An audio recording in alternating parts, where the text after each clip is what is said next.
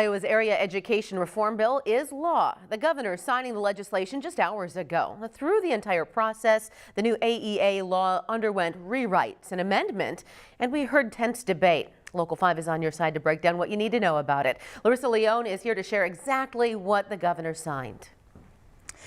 Stephanie, this bill has been one of the main talkers this legislative session, but today is the day Governor Reynolds put pen to paper and signed the final bill to reform area education agencies within the state. As you said, this piece of legislation has taken on many different revisions, going back and forth in the House and Senate, with final revisions passing just yesterday. The bill intends to give schools more control of their funds for AEA services. Iowa schools would be required to use 90% of their funds for special education services on AEAs. The new law also includes raises for teachers. The minimum teacher pay salary will now be bumped up to $47,500 and then $50,000 by year 2. Finally, it sets this year's state supplemental aid funding number at 2.5%. Before putting her signature down, Governor Reynolds expressing gratitude on all of the collaboration efforts to get this bill out of funnel. While this bill has been the focus of much discussion and debate, it has also presented opportunities for insightful conversations and meaningful compromise. Reynolds says the legislation unlocks the potential for student success while putting a plan in place for meaningful and necessary reform to Iowa's area education agencies, a 50-year-old system.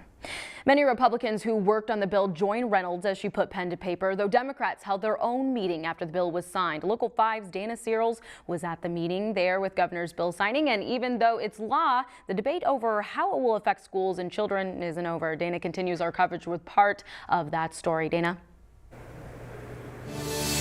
Well, Larissa, this bill has been in the works since January, and there was a lot of back and forth, like you said, between the House, the Senate, Democrats, Republicans. So a lot of work and collaboration came to this moment. All of those Republican lawmakers stood by Governor Reynolds' side as she signed this bill into law. There was a lot of emotions from Governor Reynolds, as this was one of her top priorities going into this legislative session. The AEA bill took on many forms and amendments from the governor's original version 3 months ago, and despite the back and forth between the Republicans and Democrats in the House and the Senate, the revised AEA bill is law, and strong convictions remain on whether this is a good law for Iowa schools and children.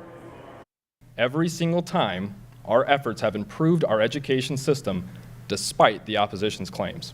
I want you to think about the families who have so much uncertainty now as they're wondering what will happen to the services in their communities, what will happen to their kids who are getting AEA services. There are so many questions.